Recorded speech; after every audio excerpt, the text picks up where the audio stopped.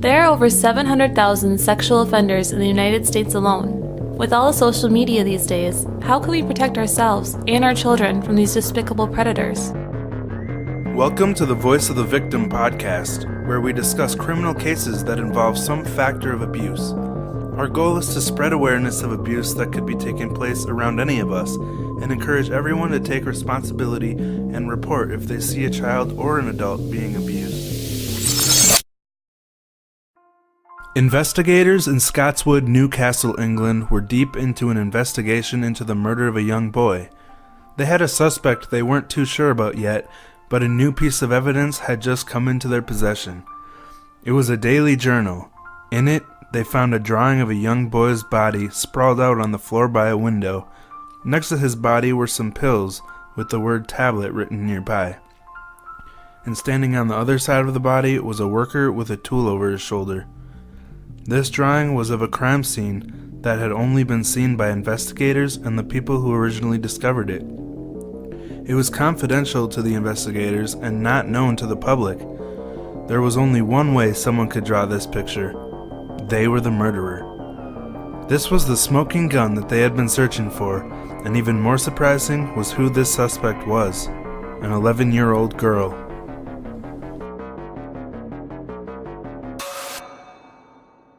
Welcome to the Voice of the Victim podcast. Our first episode, we just read from a script and felt like it was a little too monotone. Yeah, we want to be more personal.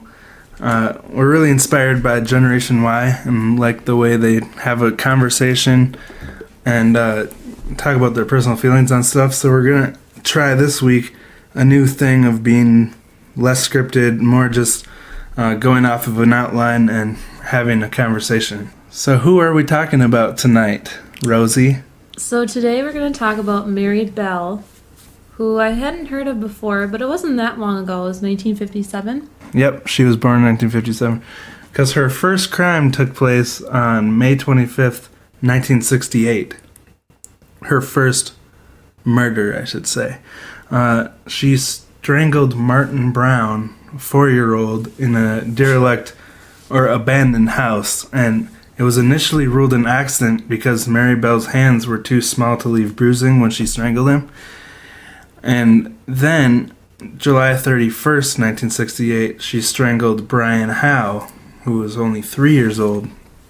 And that was in the Tin Lizzie, as they called it. It was a wasteland where the children would often play. Later, Mary returned and carved an M into the boy's stomach. Then she used a pair of scissors to cut off some of his hair, scratch up his legs, and mutilate his genitals. So, the second crime was really, really messed up. Right. I think one thing that we should mention, too, is that it seems really weird that all these kids are running around randomly in the streets in the Tin Lizzie. Yeah. Even though this was a ghetto slum, most of the people that lived there felt really, really safe because they all knew each other and they always looked out for each other's kids. So most of these kids, even though they were so young, the parents just felt like it was okay for them to run around because they had work to do, and what else were they going to do during the day? Yeah. That's what I was going to say, too, is this town was really run down, so it had a lot of places that had been torn down after the war. People were abandoning their houses, and so there was a lot of wasteland around. What was the town? Scotswood, yeah. Before Mary had committed these crimes, Mary Bell and her loyal follower Norma Bell, which were not related, they had taken a 3-year-old boy on a walk to get sweets. This was on May 11th, 1968, so a couple of weeks before the murders. Later, he was found bloody and beaten and looked like he may have been thrown off of a roof. But he couldn't remember exactly what happened to him, but he did implicate Mary Bell. And then the very next day, a mother of a child that Mary went to school with complained that Mary had choked her daughter on the playground. So there were some other incidents leading up to these crimes. But they were both dismissed as just child's play getting out of hand. And actually, 30 years later, there was a girl called Pauline who went to school with Mary, and she came forward about an encounter she had with Mary where Norma had pinned her down, and then Mary grabbed her by the neck and strangled her, And then she was pouring sand into her mouth and stuffing her fingers down her throat. So she had a really troubled time at school, it seems like. With her first victim, Martin, she ended up visiting the boy's mother's house a couple of weeks after he died and asked if she could see him. And the mother said, "I'm sorry, but he's dead." And Mary replied, "I know, but I want to see him in his coffin." The mother shooed her away, and Yeah. she had the smile on her face the whole time. So that was a little Oh, yeah. disheartening. Creepy. And then, similar incident with her second victim, Brian. She watched as the authorities carried his body away from the scene, and she was reported as smiling there, too. So now do you want to talk about Mary's past? Factors that may have contributed? Sure. Well, it's important to think, is she a victim or is she just a murderer? From all the crimes that you hear about that she committed, you would just think that she was a really cold-hearted person. But if we look into her childhood, it can really explain why she did the things that she did. I just want to mention that we definitely don't want to belittle any of the crimes. The true victims in this story are Brian and Martin and any of the other kids she terrorized. So just right off the bat, we want to say we're not making excuses for her murders. These are just factors that may have contributed to what happened. So let's talk about Mary's mom, whose name was Betty. She came from a good childhood. She was very pretty, and she was always doted on and adored by her family. When she was around age 5, she started hiding behind chairs and refusing to eat, and her family finally talked her into eating behind a chair. Like, she couldn't have her family see her eat. And that just got worse and worse and more strange as she got older. Then when she was 14 years old, her father died, and she had a really strong relationship with him. And after this, she became a lot more rebellious, which is normal for teenagers, but her rebellious nature just got a little bit more far-fetched than usual. She started to steal. Betty won several beauty pageants, and then around the age 15, she fell in love with a man. And 17, she had her first baby, which was Mary. Shortly after Mary was born, she was married to a man named Billy. from what I heard is that it did get a little better. Like, she would eat at the table with her family, but she wouldn't let any of them look at her or acknowledge the fact that she was eating. Right. So, Which is really strange. A little different. It seems to have a lot of self-image insecurities. After she was married and she had Mary, she started acting really strange and not being able to cope with children. She actually left a note that said that she couldn't handle 2 children for her husband and left for a few days. And that just kept going as she would drop off Mary to the neighbors and her aunt and uncles, and she would just leave for maybe days or even a week at a time. Yeah. And her aunt and uncle, they were the ones that noticed these problems that were really bad, and they actually offered to adopt Mary, but then Betty wouldn't let them, even though it seemed like she didn't really want the daughter. She wouldn't let them adopt her, so she really wanted to control the situation. One thing that really stuck out to me is the situation with the pills. Mary and her parents lived with her grandma for a while, Betty's mom, and she took pills for her nerves, and she had locked them in the needle compartment of an old gramophone, but somehow Mary got a hold of them and she took them, and she took so many she had to get her stomach pumped. This was the first incident that was talked about. Another time, Mary and her brother were found eating a bunch of blue pills. It was antidepressant with amphetamines and barbiturates, and this was before the age of 3. And then another time, when Mary was old enough to talk, she ended up in the hospital, and she was passed out from taking too many pills. And Betty had stopped the aunt on the way into the hospital room and said, "Don't believe her, she's saying I gave her the pills." I think that's kind of weird, because how would she know Mary is saying that she gave her the pills if she's passed out, you know? Mm-hmm. So that's kind of a strange detail. And then eventually Mary did wake up, and she started saying that her mom gave her the Smarties, which is how she saw him. Smarties the candy, and she kept saying this for a couple of weeks. So I wanted to mention the pill thing. Sure.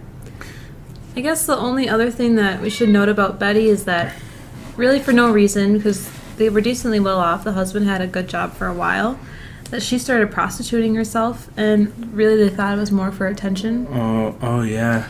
And she was a really well-known prostitute, and some allegations have been said that she included Mary in some of her sex acts with her customers.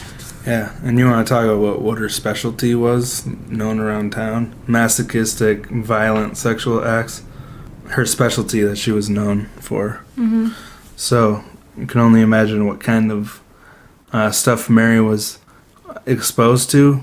I just wanted to mention, before we go on more detail about that people noticed, especially her aunt and uncle, that as a child, Mary wouldn't let people hold her, hug her, or kiss her. She didn't want any affection. And nowadays, we recognize this is often a sign of sexual abuse as a child. So, could be a connection there. One other incident, too, when Mary was 2.5 years old, Betty showed up at her sister's house, the aunt, and lied and said Mary had been hit by a truck and was in the hospital. But then they asked why Betty wasn't at the hospital with her, and they found out Betty made it all up, and she had actually just left her at another family's house for a while. So, a lot of strange incidents. Oh, and the window thing, too. One time, Betty was holding Mary next to an open window, and Mary almost fell out the window until one of the family members, I think it was the uncle, sprinted across the room and grabbed her ankles just before she fell out the window. So, 3-story window. Oh yeah, 3 stories. So seems like a pattern of neglect, and this is verified by the family. I want to apologize about the cat. He won't stop talking. Mary was also well known as a beautiful girl, but very rebellious. She was also known by her teacher as really smart, crafty, cunning, but a very trying child. Yeah, it seems like there's a lot of incidents of rebellion and violence on the playground, like we already discussed. During the investigation, police, when they visited Mary's house, they noted that it was a very cold and empty house, not welcoming at all. So just another little glimpse into what kind of environment she was raised in. And there's actually a lot of people that doubt the claims that Mary was subjected to her mother's sexual acts because they came from Mary herself. But my thinking is, how would an 11-year-old know about that kind of stuff, those details? Because there was no internet and TV wasn't as, graphic. Yeah. So, I mean, I didn't know about sex at the age of 11. So, and I grew up in the 90s.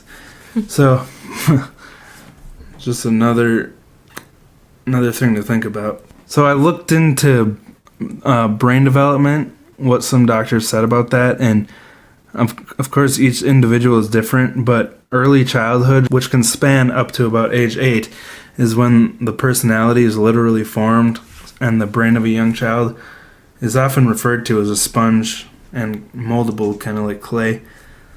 And Mary had several incidents of pill ingestion, like we already talked about, prior to age 3, and this lasted her entire childhood. So who knows how often her mother actually allowed her to take pills, even though there's only 4 incidents recorded. Those were only the times where she needed to go to the hospital, so I know from personal family experience that pharmaceutical drug abuse can alter your personality and your brain even in your adult years, and it can ruin you. So Mary was abusing pills at the most formative period of her life. When you add the sexual abuse or alleged sexual abuse to that, in my opinion, I don't think she would have come up with those stories without getting the idea from somewhere. Like I said earlier, Mary's aunt and uncle did try to adopt her, and they had noticed the problems. But back in the 60s, there wasn't as much protection for children that were abused. CPS wasn't founded until 1974, so there weren't many avenues to be able to report to, sadly. Thankfully, nowadays we can report abuse like this to the authorities, and if they're doing their jobs right, they'll at least investigate the situation and get help for the child. So, Yeah. You have any other thoughts on that? I don't think so, actually. So how did she become a suspect, this 11-year-old girl? Well, at one point in time, there was a break-in. This was after the murders. There was a break-in to the nursery where Norma and Mary went to school, and there were some notes left there. One said, "We did murder Martin Brown." Another said, "I murder so that I may come back." And then one that was really does not make sense to me. But it says, "You are micey. Why? Because we murdered Martin Go Brown. You better look out. There are murders about by Fanny and Faggot. You screws." So if you can make sense of that, let us know what it means. Mm-hmm. It's probably just kids being kids. Most kids don't even know what they're writing. Yeah. I mean, they probably felt pretty BA after this stuff. And I do wonder, the one paper that said, "I murder so that I may come back," that seems really dark for an 11-year-old. I've been trying to figure out what that would really mean. If she's talking about coming back to murder again, or she's meaning emotionally she feels alive after she does it. Oh, that's an interesting point. Like, because she feels so dejected by her family life that she wants to make a comeback. Right, or just so disconnected from life because all that she went through. If it makes her feel alive and more alert. Yeah. So after this break-in, the school set up a security system. And later, after the security system was installed, the alarms went off again, and they came to the school to find Mary and Norma were the ones breaking in. So that connected the notes to them, and it made them suspects, but it wasn't concrete evidence yet that they actually did it. Because who would suspect these little girls of doing that? Did I already mention that when the investigators came to interview Mary, her stepdad told them to get out and threatened to sick the dog on them? So it shows the attitude of the father figure that was in her life. Mm-hmm. Okay, Martin was our first victim, and Martin's brother's name was John. John had a really good friend named Brian, and Brian is our second victim. Parents noticed Brian was gone around dinner time, I think. And they started searching for Brian. Oh, yeah. So Brian's mom was out of the picture, so he was taken care of by his older sister and his dad. And I think his sister was searching for him. Well, Mary decided that she was going to help. Mary and Norma were going to help look for Brian. And one of the really strange things about Mary saying that she wanted to help is that she really wanted to bring the sister and Norma to the exact spot where she murdered Brian. Yeah, they were on this train bridge that was above the Tin Lizzie that we talked about earlier, where Brian was killed. And Mary pointed over to exactly where she knew the body was and was like, "He might be playing over there." And then quickly Norma spoke up, not wanting to get caught, and said, "Oh no, he never plays over there." And so the sister was like, "Yeah, he's probably not over there," and kept going, because at this time she had no idea. She just thought he was out playing. They had no idea he was dead yet. So, and when they found Brian, he was between two concrete type blocks, and they also noticed that there was some ripped grass covering his body as some sort of cover up, although I don't think that would really hide much. And like we said before, there was a pair of scissors next to his body, and one of the blades on the scissors was missing, and the other one was bent back. There were compression marks on his nose, and the chief detective said that he was killed by strangulation. And he could tell that it was done by a child because there was no bruising, and that was because a child doesn't have the strength to do it fast enough. So this was a slow death for Brian. Also, the cut marks looked very superficial, so they weren't very deep. As a child would only make superficial cuts. yeah, it's strange in this case because Mary seems to go back and forth between wanting to get caught and wanting to cover it up. So who knows what's going on in her brain? You know, it's so her brain just seems to be so scrambled up. And personally, I feel like a lot of it has to do with all of the drugs. I mean, legal drugs or not, pharmaceutical drugs can be just as harmful as illegal drugs, especially when they're abused, not used in the correct way. So who knows how scrambled her brains got when she was developing. She seems to go back and forth a lot. Like we discussed at the beginning, that journal, Mary's teacher had actually found out that she was a suspect in the murders and decided to check that daily journal that all the kids had to write about daily events in every day. And there he found the picture we described in the intro of the crime scene. So he brought that journal to the investigators, and this was the piece of evidence that put the case together for them. And you described those scissors. Mm-hmm. When investigators were questioning Mary, I think she described those scissors because she had said she saw Brian with another older boy and described the older boy as having those scissors. Mm-hmm. But I don't think the boy that she mentioned even existed, so they put it together that if Mary, all the evidence added up, and they figured out it was Mary. So. Mm-hmm. Obviously, Mary was not the first one to bend on the confession. Norma's the one who fessed up, but this took 2 rounds of questioning from the detectives. Mary was really calm and confident this whole time, which caused a lot of concern for the detectives because a normal child would have been so scared and frightened.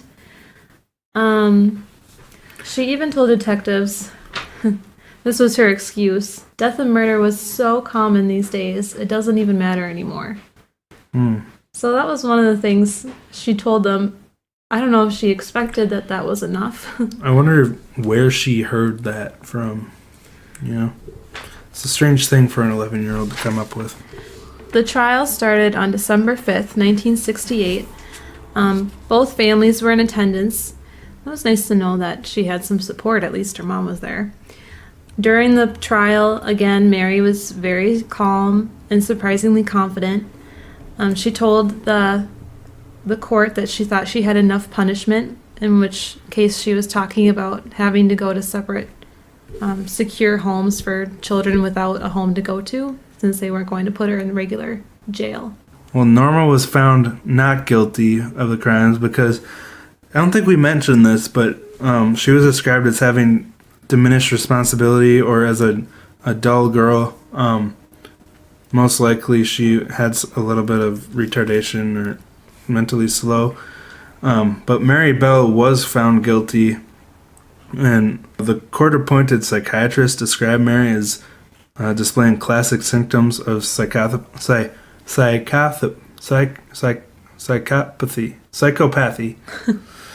You know what I mean. And I think I remember hearing Mary was shocked to find that she was found guilty. Like, she thought she was just going to skate on by the trial and go back to killing the next little kid. Yeah.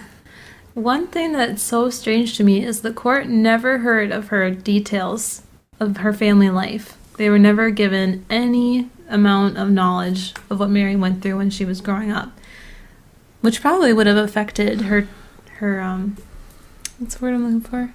Her sentence. The jury's perception. Well, she actually, in my opinion, had a pretty easy sentence because she got out when she was 23. But she was sentenced to life detention. Indefinite imprisonment, I think was the term. But you just brought up again how the details about her family life were never mentioned.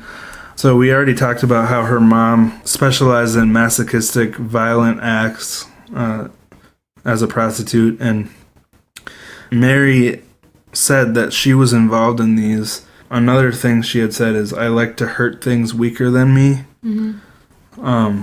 So this could have been the way that she dealt with the helplessness she felt when she was abused. So it's definitely a mix of nature and nurture. I mean, there's no way the things that she was subjected to didn't affect where she ended up. And again, all the sexual things were by Mary's word, not 100% verified, but like I already mentioned, where does an 11-year-old get ideas like this in the age before internet and erotic television shows?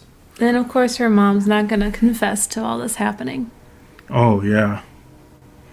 Yeah, while Mary was in prison, didn't she write her mom letters saying, like, you need to confess, tell him this was all your fault, you should be the one in here, not me.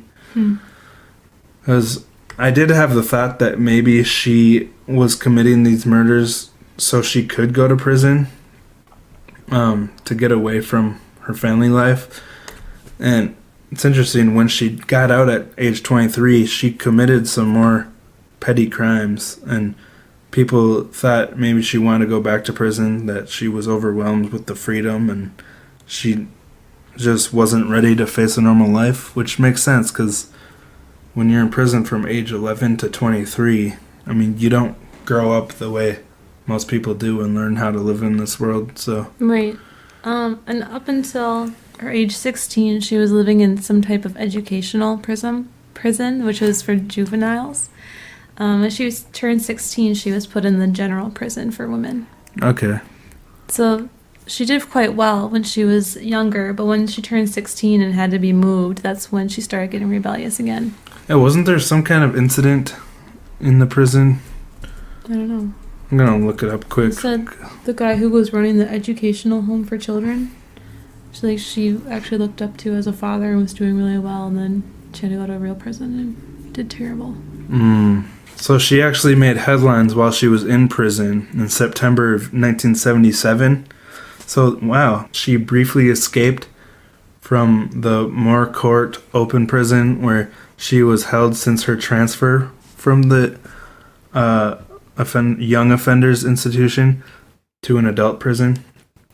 And so her penalty for this was a loss of prison privileges for 28 days. So not quite sure what that entails, but probably outdoor time and social time and stuff like that. Mm-hmm. Yeah, it didn't seem like she wanted to be in prison, but at the same time didn't seem like... She didn't really have any other better options. Yeah, that's a good way to put it. My final thought is just, I'm grateful there's more systems in place nowadays to help children that are in situations of abuse like this, but there's still a lack of attention to these things. Like, if you notice a mother treating their child like that, there were so many incidents of Mary getting into pills, and the window incident, and of course the family didn't know about the sexual problems, if there were any, but like we said before, if you see something, say something. Obviously there's a problem if a young child is always in the hospital for overdosing on pills. Mm-hmm. Yeah, Child Protective Services, now that that's founded, even though it's not the perfect system by far, there's a lot of problems with it. But you have to wonder what's best for the child. I'm not an advocate for CPS, but I do believe that there's good that comes from it. I guess there's definitely more awareness than there was back in the 60s, at least. Yeah, do you have any other thoughts on this case? I just think this is such an interesting case because really everybody can make up their own mind if you think that Mary Bell was in her own way a victim, or if you just think that she's a cold-hearted murderer. Because there's some people who believe, that she is a murderer, and there's other people that believe that it's nature versus nurture, and she just grew up this way because of her circumstance. Yeah, and I definitely want to mention, even though we've been kind of, discussing all the bad stuff Mary's been through, we're in no way saying that any of this stuff is an excuse. Everyone knows that there's lots of children that are exposed to crap like this that don't end up as murderers. But on the other hand, we gotta be careful with our children. I mean, we don't want to shelter them too much because we want them to learn how to live in the world, but at the same time, we need to make sure they're protected from clearly harmful things, which I'm speaking as a complete unqualified, unprofessional person because I have no kids, but still, as a child of someone, like we all are. I'm grateful for the way I was raised, and I don't want other kids to have to be raised in certain ways that could possibly push them over the edge into harming other people, because there's so many cases of people that have caused great harm to humanity and stuff that had a really tumultuous childhood. And this case doesn't seem like an exception to that. You know? So, what do you think about this case? Definitely let us know. Feel free to email us at vovpodcast@gmail.com. And do you have anything else to say? Just let us know if there's any cases that you would want us to cover. Yeah, absolutely. Send in any requests. I just kind of want to give an idea of what our outline here is. We'll probably cover a lot of cases that have already been covered in other podcasts, but we're looking at cases from more of a perspective of definitely ones that involve children that had screwed up childhoods and were victims of abuse. That's what we want to be talking about mostly, and just being a voice for the victims of this abuse, and trying to encourage other people, especially adults that may see things that look sketchy, to not be afraid to make sure the kids are okay, I guess. One last thing, if you have any personal stories that you want to share with us, definitely feel free to email us, again, at vovpodcast@gmail.com. And if you want them to be on the show, definitely, we'd love to have you on, either interview you or just share your story on here and give our thoughts on it. If you see something, say something. That's, I think, our motto here, right? Our new motto. I think we'll end it there. If you'd like to support the show, definitely check out our Patreon at, I think, Patreon/VOV podcast. But we understand right now, it's such a fresh show. Don't even worry about it right now. Wait until we actually get into a rhythm and become something you come back to. So thank you for listening, and we'll talk to you next time.